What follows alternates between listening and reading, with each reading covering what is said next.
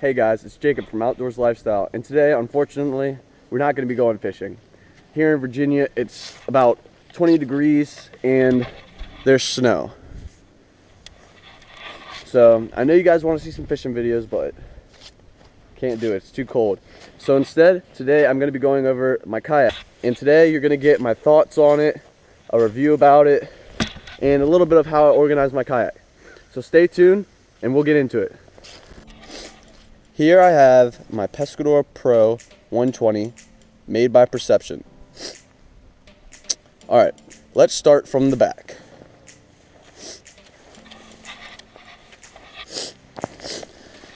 Here, one feature I really like about this kayak is that it has rubber or a hard plastic put right there.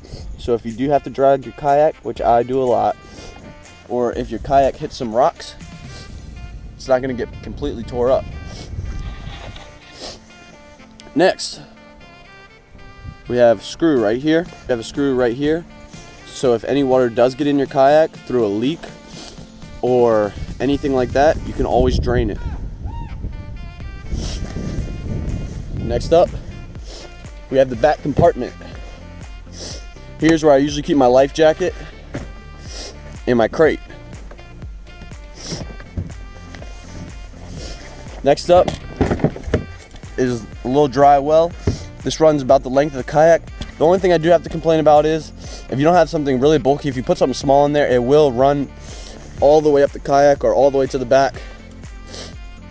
So I'm planning on putting some netting in there or a divider so that is not a problem. Next, we have the two rod holders. As you can see in this crate, I have plenty of storage. I think this is the Yak Gear crate. It cost me $69.99. It comes with an anchor, rod leashes, a pouch, and two rod holders. It's a pretty good deal, I think. It's definitely useful.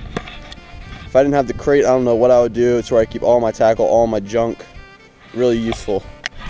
Right inside this small pouch is where I keep my pliers. Next to it, keep my scale. Now for my first box here, I have jigs, some chatterbaits, some swim jigs, another chatterbait, some miscellaneous tackle for river fishing, and some shaky heads and some wobble heads. That's where I keep mostly my jigs, swim jigs, and chatterbaits. Next, we have where I keep all my soft plastics. This is where I keep all my soft plastics and most of my terminal tackle too. You see I got some jig heads in here.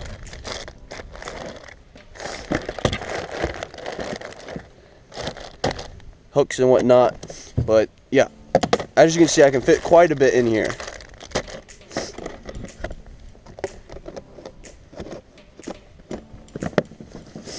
On to the next. Right here, I usually don't carry these with me, but I decided to throw it in here just for the video. This is what I use for scupper plugs. These are foam golf balls. I forget what brand makes them, but also known as practice golf balls. I don't have them right here because I had bought scupper plugs specifically for the kayak, but then I realized that I didn't have enough. Went to Dick's, got me a pack of these, and they work just as good, if not better, as the traditional scupper plugs. Next is a box I haven't used in a little while, is my top water box. Some live targets, some frogs, some poppers, gunfish, buzzbaits, some hollow body frogs, and a couple miscellaneous swim baits in there, some torpedoes, but good stuff. Top water box.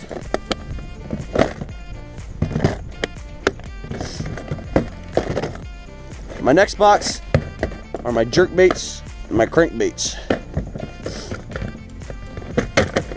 Here I have mostly square bills, deep divers, tiny square bills, a little bit bigger, bunch of jerkbaits, some Opalas, deeper divers, bunch of lipless.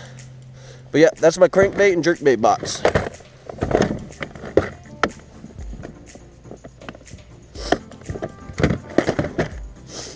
Next up, we have what every kayak fisherman needs, measuring board. This is good for tournaments, finding out if you fish a citation, because here in Virginia, 22 inches, citation. So, shout out to Ahmad, my buddy, for getting this for me. Appreciate it. Next thing I have is a marker buoy. When you get on this fish, when you find a big school of fish, you don't want to lose them, throw this marker buoy out here. It's probably going to be a while before any more fishing videos come out. It's really cold. Fish have really turned off. And it's hard to go out there in 20-degree weather and catch fish. But fortunately, with snow comes snowboarding. And I'm really big into snowboarding, and so I'm going to bring the GoPro along with me and hopefully get some snowboarding clips up in Massanutten.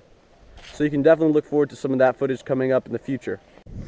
If you guys like the video, make sure to like it, subscribe, and leave me a comment. Let me know if you guys like this type of video, if you want to see more like this, or if you have any ideas for future videos. Thank you so much for watching, and I'll see you on the next episode.